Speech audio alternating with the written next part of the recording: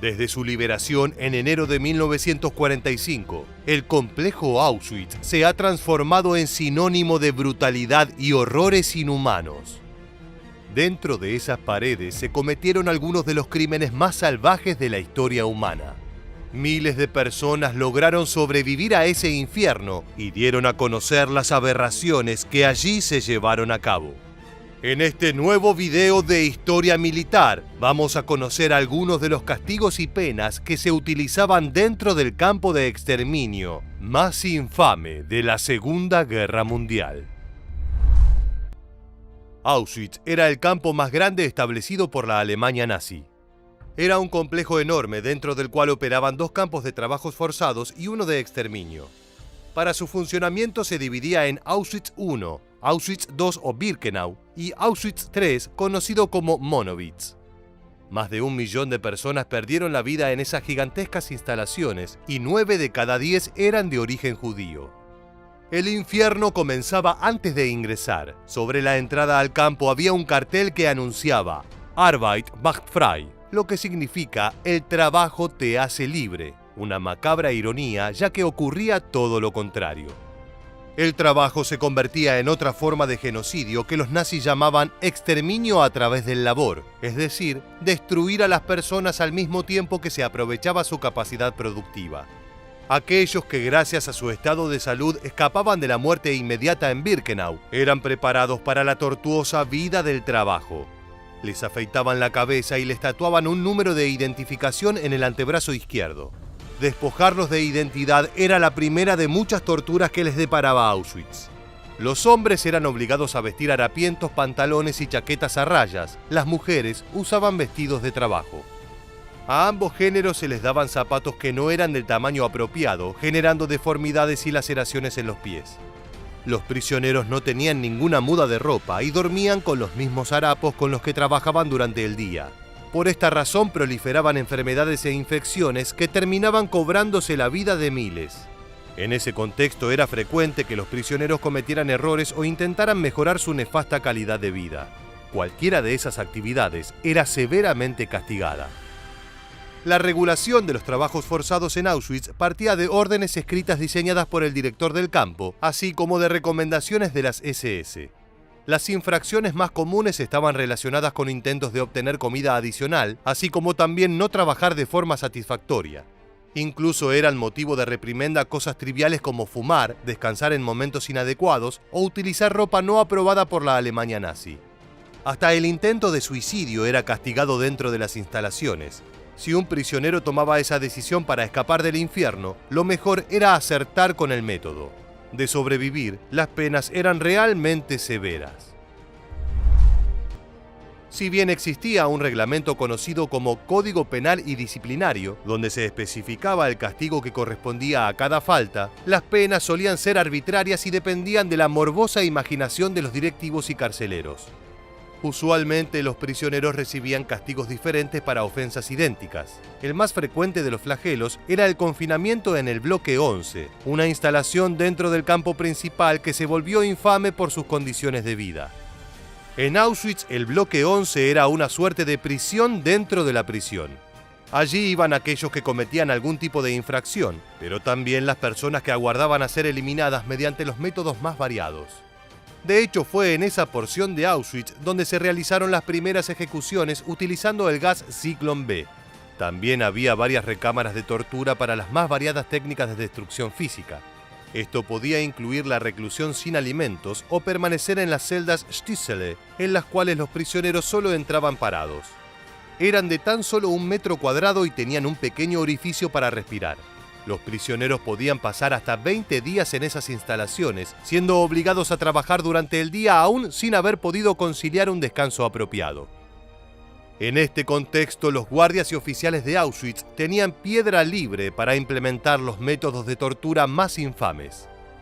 Wilhelm Volga, también conocido como el Tigre de Auschwitz, fue un oficial de la Gestapo responsable de la creación de la hamaca de Volga.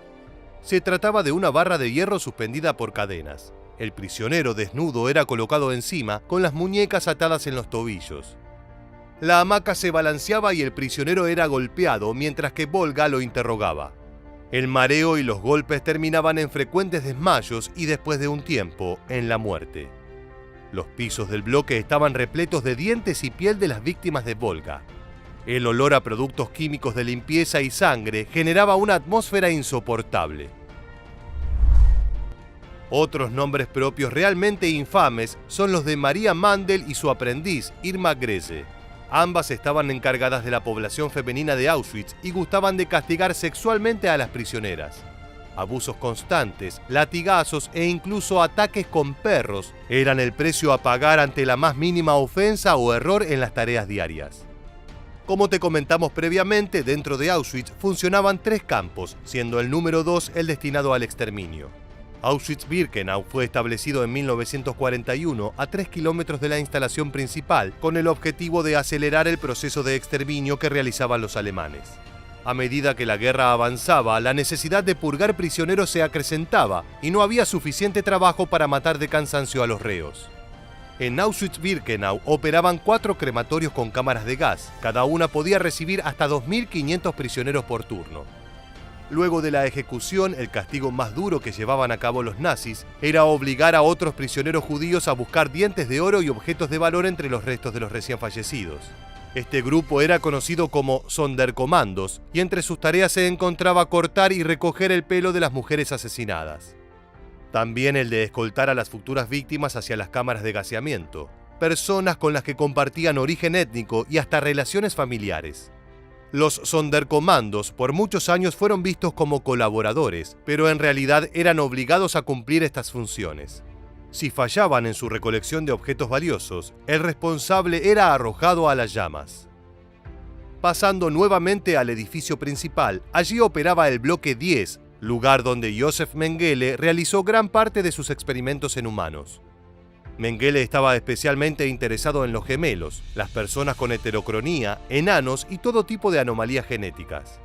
El médico experimentaba sin ningún tipo de reparo por la salud de los prisioneros. Algunos procesos consistían en la inyección de sustancias químicas para modificar el color del iris de los prisioneros. En otros casos se extraían los globos oculares para examinarlos, causando la muerte de la víctima.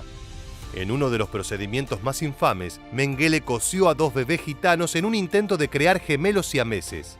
Ambos infantes murieron a causa de la gangrena. Auschwitz fue la industrialización de la muerte. Había más de una manera en la que un prisionero podía encontrar su fin, ya sea trabajando hasta la muerte, siendo torturado en el bloque 11, perdiendo sus órganos en el bloque 10 o gaseado en Birkenau.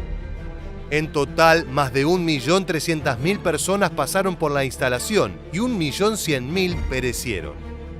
Los castigos allí impartidos son uno de los capítulos más oscuros de la historia humana.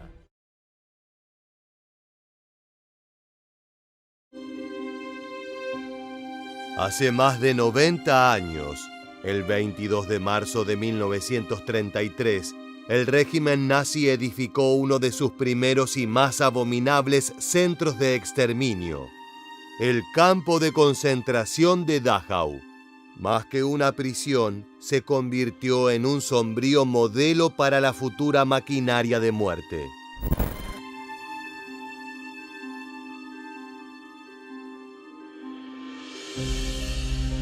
Aquí el infame lema Arbeit macht frei, que significa «el trabajo te hace libre», saludaba irónicamente a los prisioneros en la entrada.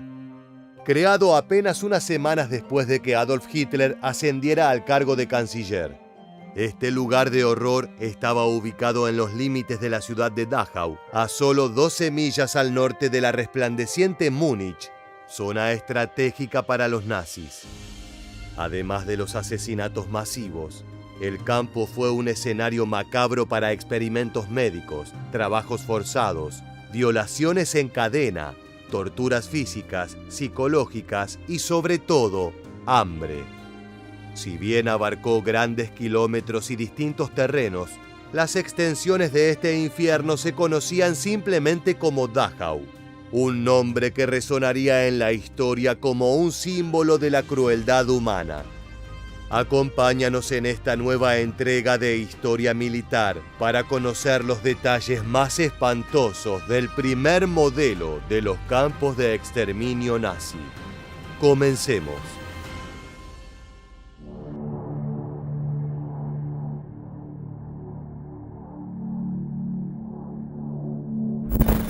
Ubicado en los terrenos de una fábrica de municiones en desuso cerca del borde noreste de Dachau, aproximadamente a 12 millas al noroeste de Múnich, en el sur de Alemania, el campo recibió el primer transporte de prisioneros el 22 de marzo de 1933. Comenzó siendo un lugar de internamiento para opositores al régimen nazi, principalmente comunistas, socialdemócratas y sindicalistas.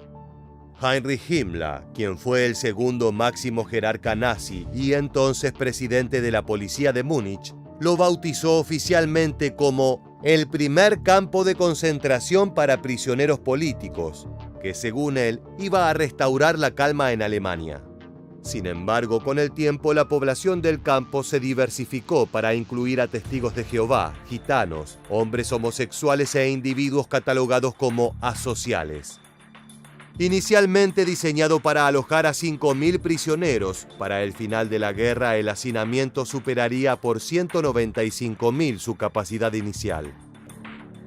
En octubre de 1933, bajo el mando de Theodor Eicke, el campo adoptó un sistema draconiano de regulaciones, sometiendo a los prisioneros a castigos brutales. El posterior papel de Eicke como inspector aseguró que Dachau sirviera como modelo para los campos posteriores, convirtiéndose también en un centro de formación para los guardias de las SS desplegados en toda la red de campos.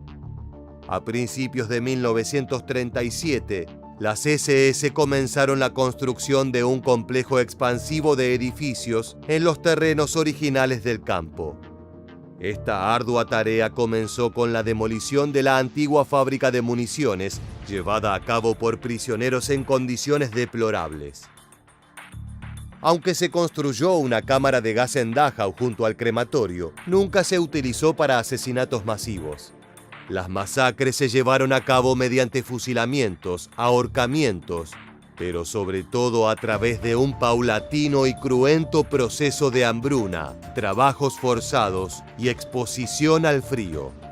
Esto último se realizaba obligando a los prisioneros a permanecer al aire libre durante horas en condiciones extremas, sin abrigo adecuado ni comida.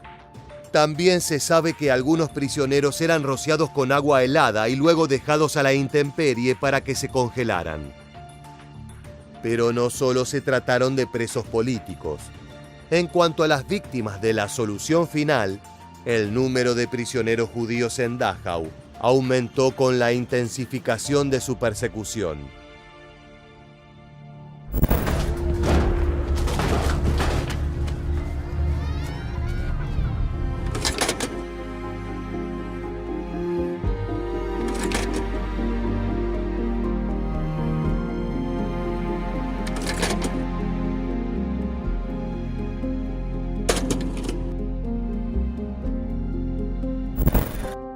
Las imágenes que acabamos de ver reflejan los violentos ataques de los que eran objeto los judíos. El genocidio comenzó con la Kristallnacht, también conocida como la Noche de los Cristales Rotos. Se trató de una serie coordinada de ataques perpetrados contra judíos en la Alemania nazi y Austria el 9 y 10 de noviembre de 1938. Durante esa noche se incendiaron sinagogas, se destruyeron muchos negocios a la calle y se vandalizaron hogares inocentes. Miles de judíos fueron arrestados y enviados a campos de concentración. Se estima que al menos 91 de ellos fueron asesinados en estos ataques, aunque el número real podría ser mucho mayor. Sin embargo, lo más terrible fue lo que ocurrió luego. El 20 de noviembre de ese mismo año, 10 días después de la Kristallnacht, casi 11.000 hombres judíos fueron internados en Dachau. Después de que las SS recibieran el encargo de complementar a la policía que supervisaba el campo de Dachau, comenzaron a surgir los primeros informes sobre muertes de prisioneros en abril de 1933. Josef Hartinger, funcionario del Ministerio de Justicia de Baviera, y el médico Moritz Flamm llegaron al campo para investigar las muertes de acuerdo con el Código Penal bávaro. Durante varios meses notaron muchas inconsistencias entre las heridas de los cadáveres y los relatos de los guardias del campo. Descubrieron pruebas claras de asesinato y compilaron un expediente de cargos contra Hilmar Beckerle, el comandante de las SS de Dachau, Bernhard Nürnberg, el médico del campo, y Josef Mutzbauer, el administrador principal del campo. En junio de 1933, Hartinga presentó el caso a su superior, el fiscal estatal de Baviera, Karl Wintersberger, quien inicialmente apoyó la investigación, pero se volvió reacio a presentar la acusación resultante al Ministerio de Justicia bajo la creciente influencia de las SS. Hartinga redujo el alcance del expediente a los 4 casos más claros, que Wintersberger firmó después de notificar a Himmler como cortesía. Las matanzas en Dachau cesaron repentina y temporalmente. Beckerle fue trasladado a Stuttgart y reemplazado por Theodor Eicke. El centro estaba dividido en 2 secciones, el área del campo y la de los crematorios. La primera constaba de 32 barracones, incluyendo uno para clérigos encarcelados por oponerse al régimen nazi y otro reservado para experimentos médicos. La administración se encontraba en el edificio de la entrada principal. La zona habitada incluía un conjunto de edificios de apoyo que contenían la cocina, lavandería, duchas y talleres, así como un bloque de celdas. El patio entre la prisión y la cocina central se utilizaba para la ejecución sumaria de prisioneros. Un alambre de púas electrificado, un foso y un muro con 7 torres de vigilancia rodeaban el campo. En 1942 se construyó el área del crematorio junto al campo principal. Cuando los aliados tomaron Dachau, todavía había cadáveres como el que estás a punto de ver, totalmente incinerados en esta sección macabra.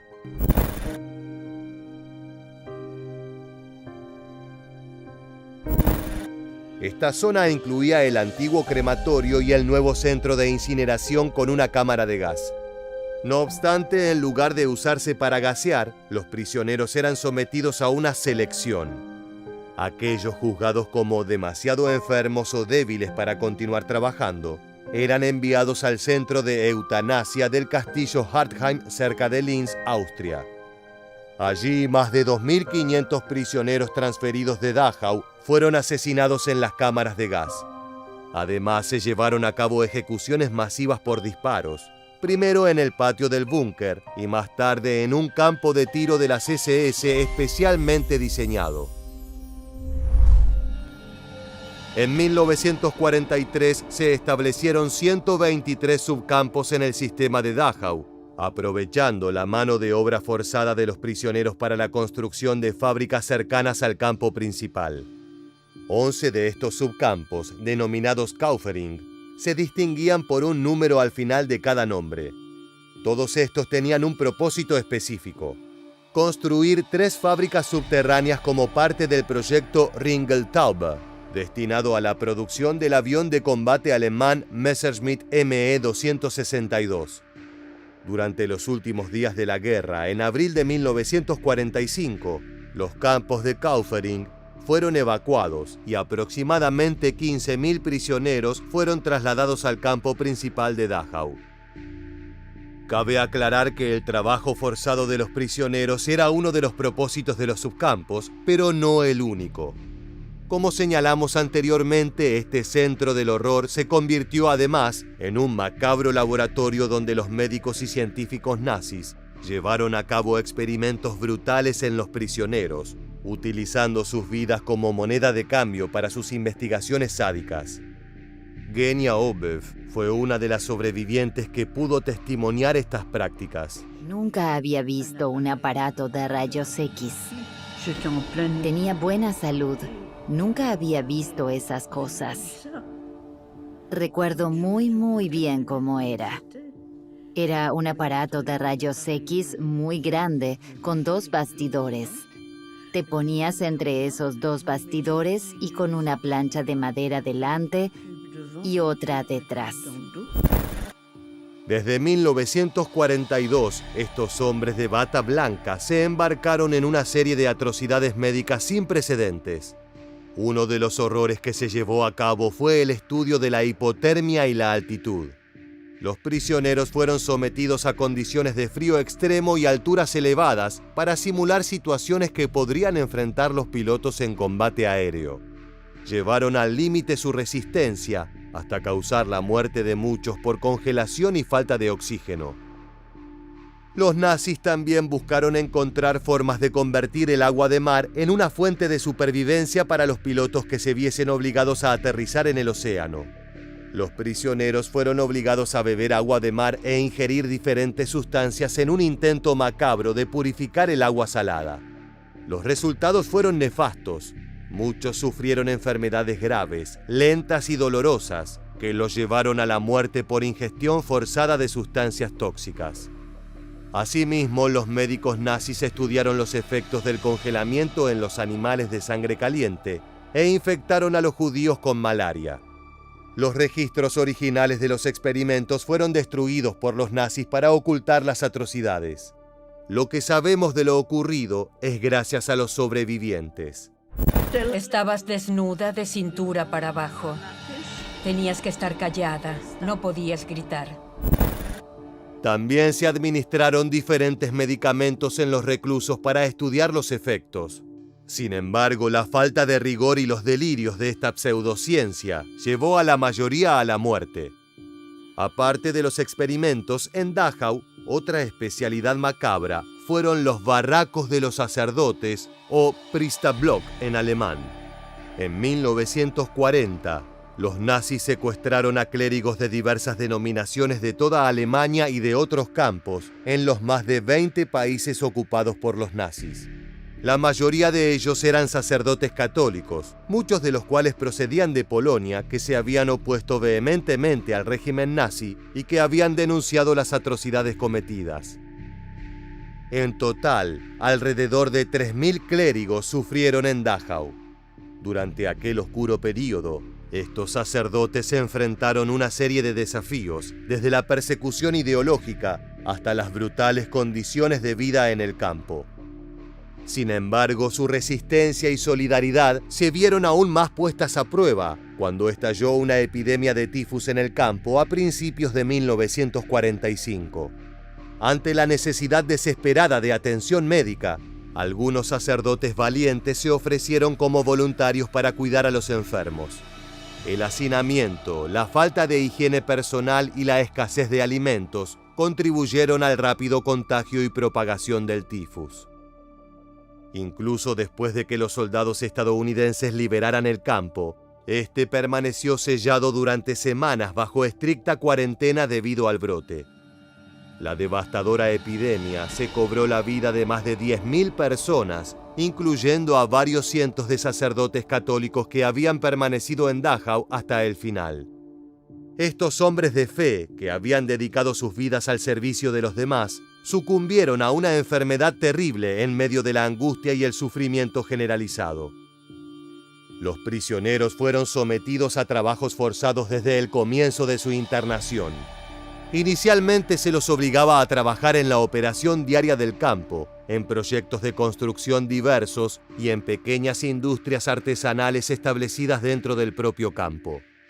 Bajo el látigo de la crueldad nazi, estos hombres se vieron obligados a construir carreteras, a excavar en canteras y a drenar pantanos bajo condiciones inhumanas. Lo que estás a punto de ver son algunos de los judíos de Dachau en una jornada normal de trabajo extenuante.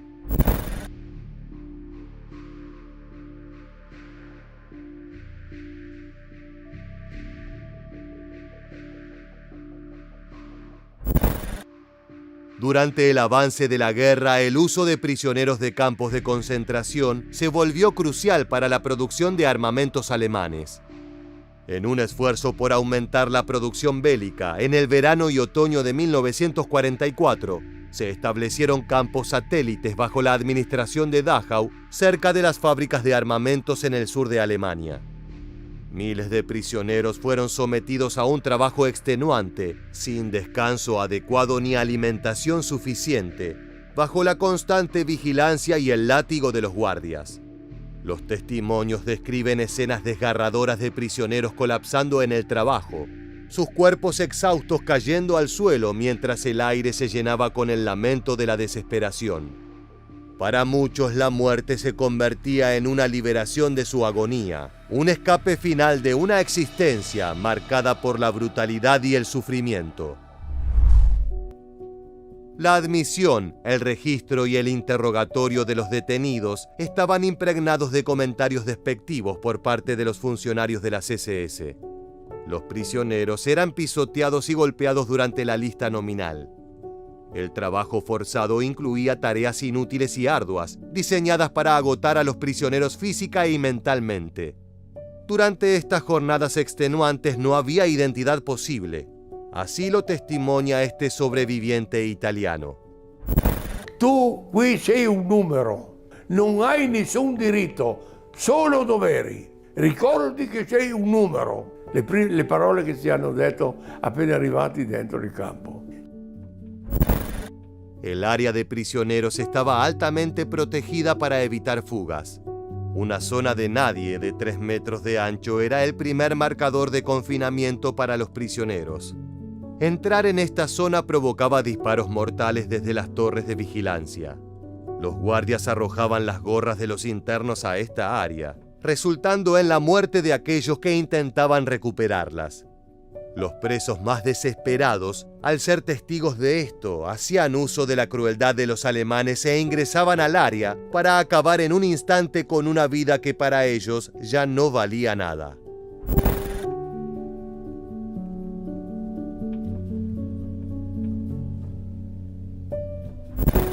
En agosto de 1944 se abrió un campo de mujeres dentro de Dachau.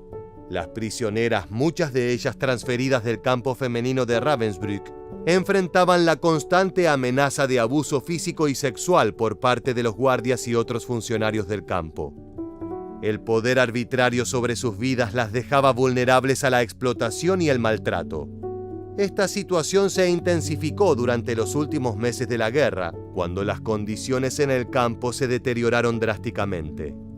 A medida que las fuerzas aliadas avanzaban hacia Alemania, los alemanes comenzaron a trasladar prisioneros cerca del frente a campos mejor ubicados, con la esperanza de evitar la liberación masiva de ellos. En medio de este caos y desesperación, las mujeres en Dachau enfrentaron un aumento en la violencia y la opresión por parte de sus captores, quienes se volvieron aún más brutales en sus intentos de mantener el control sobre los prisioneros. Los transportes de los campos evacuados llegaban continuamente a Dachau. Después de días de viaje con poco o ningún alimento o agua, los prisioneros llegaban débiles y exhaustos, a menudo al borde de la muerte.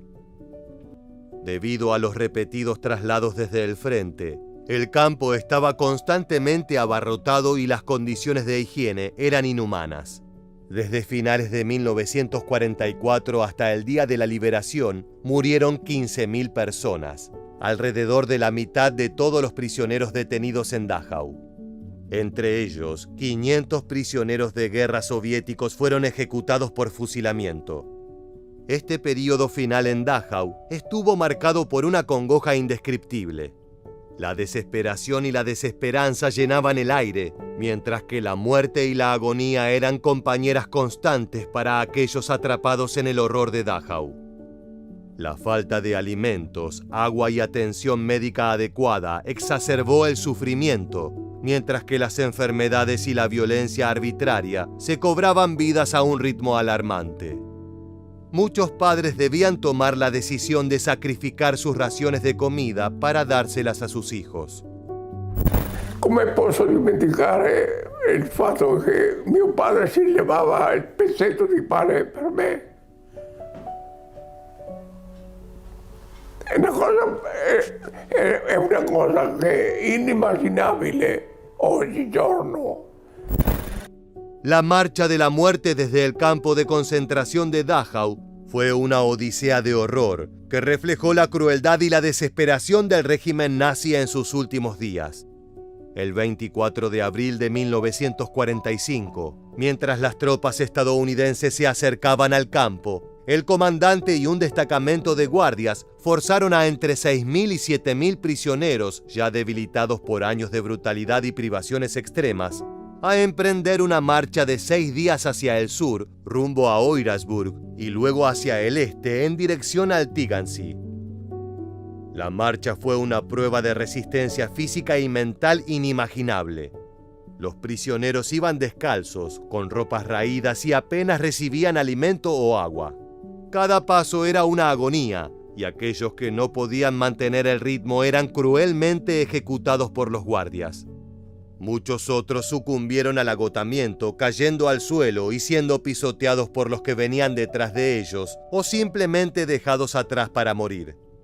Los cuerpos sin vida se acumulaban a lo largo de la ruta, una macabra estela de muerte que acompañaba a los supervivientes en su marcha hacia lo desconocido. Meses después, el 29 de abril de 1945, cuando las fuerzas aliadas estadounidenses liberaron la región, se descubrió una fosa común a lo largo de la ruta de la marcha que contenía los restos de 1.071 prisioneros. Aunque al final de la guerra la tasa de mortalidad había alcanzado su pico en 200 por día, después de este suceso la tasa eventualmente cayó entre 50 y 80 muertes por día debido a la desnutrición y enfermedades.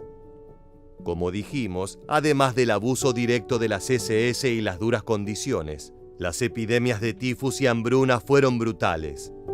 Con los transportes de campos evacuados en el este como Auschwitz, el número de prisioneros en Dachau había crecido inexorablemente.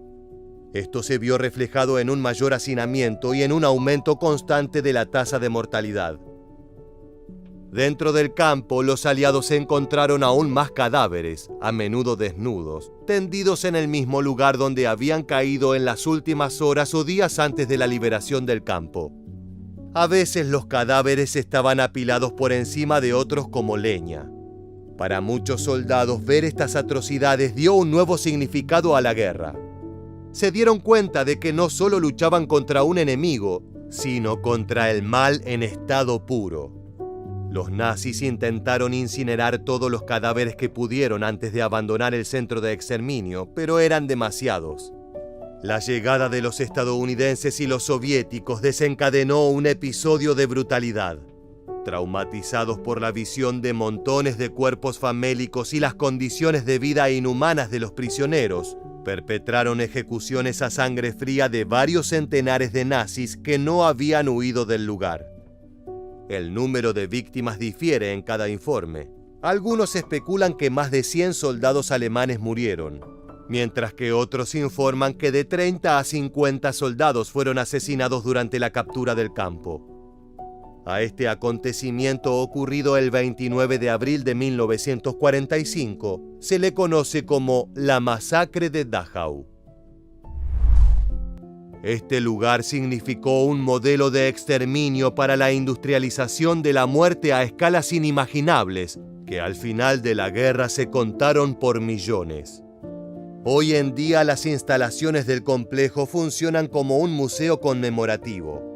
Entre 1996 y 2003 se desarrolló una nueva exposición en el museo que ofrece una visión integral de la historia, centrándose en el campo de Dachau bajo el tema principal El camino de los reclusos. El centro de memoria cuenta con 22 áreas distintas, de las cuales 21 están abiertas al público para su visita. La única área cerrada al público es el campo de las SS.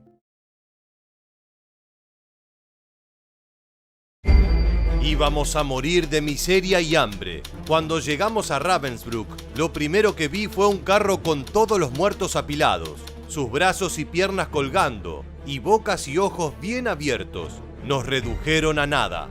Las palabras de Elsie Marechal sirven para describir lo que vivieron más de 130.000 prisioneras en Ravensbrück, el campo de concentración más grande de la Segunda Guerra Mundial luego de Auschwitz, habitado exclusivamente por mujeres. Obligadas a realizar trabajos forzosos, las reclusas vivían en un estado calamitoso, con una escasa alimentación y la posibilidad inminente de morir de un segundo para el otro. A su vez, muchas de estas mujeres fueron utilizadas en crueles experimentos en los que acabaron siendo gravemente infectadas y mutiladas. Entonces, ¿cómo funcionaba el campo de concentración de Ravensbrück? ¿Qué tipo de vida llevaban las reclusas? ¿Y qué terroríficas situaciones tuvieron que vivir día a día? No te muevas de tu pantalla porque en los próximos minutos te contaremos todo acerca de Ravensbrück, el terrible campo de concentración para mujeres. ¿Estás listo? Pues entonces prepárate para viajar en el tiempo. En el mes de noviembre de 1938, pocos meses antes del comienzo de la Segunda Guerra Mundial, el líder de las SS, Heinrich Himmler, ordenó la construcción del campo de concentración de Ravensbrück, ubicado dentro de la ciudad homónima en Alemania, a unos 80 kilómetros de Berlín. El sitio fue levantado por 500 prisioneros provenientes del campo de Sachsenhausen. Desde un comienzo, Ravensbrück estuvo pensado para que sea habitado exclusivamente por mujeres, y así se cumplió, salvo por un pequeño campamento de hombres que fue emplazado en las cercanías del campo principal en el año 1941. En mayo del año 1939, 900 prisioneras del campo de concentración de Lichtenburg de Sajonia fueron las primeras en ser enviadas a Ravensbrück. Al poco tiempo, el número había crecido a 2000 mujeres, de las cuales la mayoría eran alemanas que se habían opuesto al nazismo. Por otro lado, aproximadamente unas 500 eran testigos de Jehová provenientes del campo de Moringen, que fueron encerradas por considerar a Adolf Hitler como el anticristo. Conforme pasaba el tiempo, el número de prisioneras iba creciendo, compuesto por judías, comunistas, prostitutas, gitanas, miembros de la resistencia y criminales. En cuanto a sus nacionalidades, se estima que 40.000 polacas pasaron por Ravensbrück, junto a 18.000 rusas, 8.000 francesas, entre otras. Durante los 6 años que estuvo activo, entre 130.000 y 132.000 mujeres pasaron por este campo de concentración y llegó a albergar aproximadamente 45.000 reclusas en simultáneo. Este último dato no es menor, ya que por expresa orden de Himmler, el campo era pequeño, por lo que se estima que muchas de ellas vivieron hacinadas. Una vez llegadas al campo, les colocaban un triángulo de color que las identificaba por categorías. A modo de ejemplo, las comunistas alemanas y austríacas llevaban una insignia de color rojo y las testigos de Jehová una púrpura. A su vez, a las prisioneras checoslovacas y polacas les afeitaban el cabello.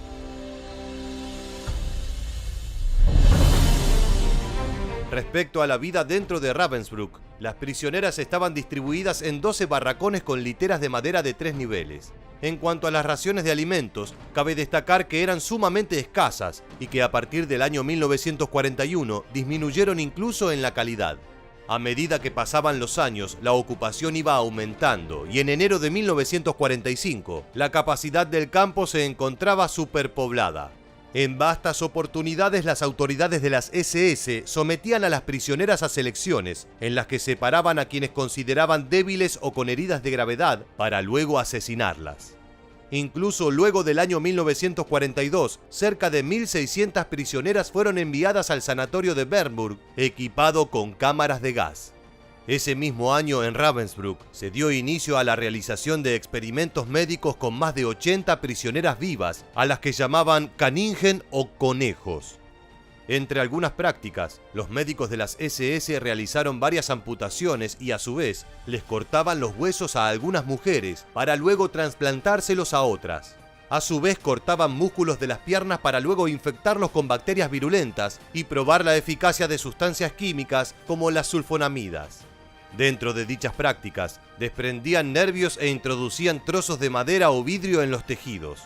Por último, entre 120 y 140 mujeres rumanas fueron engañadas con la promesa de que serían liberadas a cambio de firmar un formulario de consentimiento en el que permitían que les realicen un proceso de esterilización. Por otro lado, al menos 100 prisioneras de Ravensbrück fueron obligadas a participar de los burdeles que las SS abrieron en los distintos campos de concentración. De hecho, sus servicios eran tomados como recompensa por los presos varones por cumplir o superar cuotas de producción. Muchas de las mujeres se ofrecían a realizar el trabajo durante 6 meses, ya que las autoridades alemanas les prometían que luego de ese plazo serían liberadas. Naturalmente, esta promesa era falsa. En cuanto al trabajo forzoso, las mujeres de Ravensbrück realizaron tareas de costura y producción de calcetines para soldados. A modo de venganza, las reclusas ajustaban las máquinas con el fin de que la tela fuera más delgada en el talón y los pies para desgastar el material y lastimar los pies de los miembros del ejército. A su vez aprovecharon su acceso a las fábricas y sus materiales para producir sus propias pulseras, muñecas y libros, las cuales eran repartidas entre todas las mujeres para conservar su sentido de humanidad.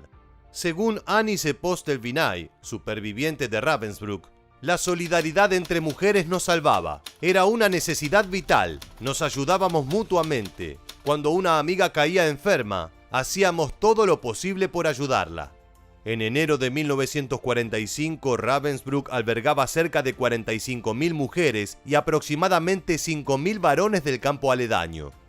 Al notar que el ejército soviético se aproximaba, los alemanes intentaron sacar del campo tantos reclusos como podían para dejar la menor cantidad de testigos posibles.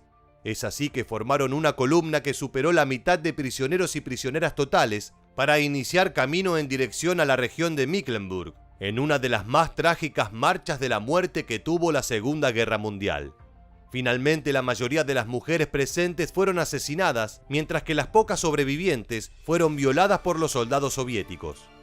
Tiempo después, en abril de 1945, con la llegada de los aliados a Alemania, cerca de 3.500 sobrevivientes fueron encontrados en el campo de Ravensbrück en estado de desnutrición. Según algunos cálculos, se estima que desde 1939 hasta 1945, entre 30.000 y 90.000 mujeres murieron aquí. Por último, debemos mencionar que recién después de la década de 1980, se comenzó a saber sobre lo sucedido en Ravensbrück luego de la desclasificación de documentos. Al finalizar la guerra, los soviéticos impidieron que los investigadores ingresaran al lugar de los hechos, y ante la falta de información, circuló el dato de que en Ravensbrück funcionaba un campo de trabajo y no lo que realmente era, un horroroso campo de concentración. Es así como llegamos al final del video y queremos preguntarte, ¿por qué crees que Himmler decidió crear un campo de concentración exclusivamente para mujeres? Déjanos tu opinión en la bandeja de comentarios y no olvides suscribirte a nuestro canal. También recuerda seguirnos en Facebook e Instagram para seguir conociendo todas las novedades del mundo militar. Muchas gracias por acompañarnos hasta el final y permanece atento a nuestro próximo video.